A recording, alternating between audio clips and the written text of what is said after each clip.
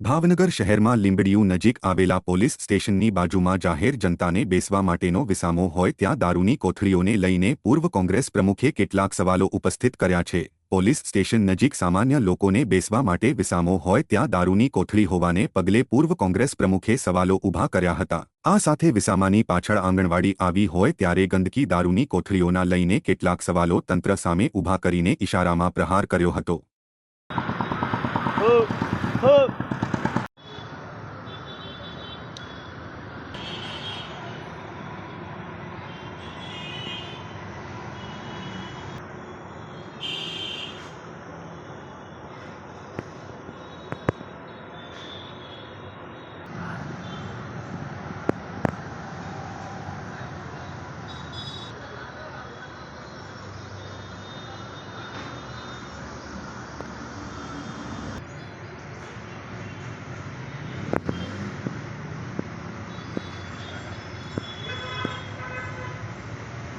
એવું માનું છું એકદમ લીંબડીયુંમાં એટલે કે પોલીસ સ્ટેશનથી એકદમ નજીક અને ખાસ કરીને પાછું નામ પણ ખૂબ સરસ વિસામો લોકો 5-25 મિનિટ બેસી શકે આરામ કરી શકે એ માટે વિસામોની વ્યવસ્થા કરી છે। કમનસીબે અત્યારે પરિસ્થિતિ એવી છે કે ત્યાં બેસવા જઈએ તો દારૂની કોથળીઓ ટોળે પડે કચરો ગંદકી આ બધા વચ્ચે અને ખાસ કરીને પાછળ આંગણવાડી આવેલી છે છતાં હું એવું માનું છું કે પોલીસ સ્ટેશનની નજીક વિસામામાં દારૂની કોથળીઓ બોટલો પડી હોય તો હું એવું માનું છું કમનસીબ કહેવાય ભાવનગર માટે।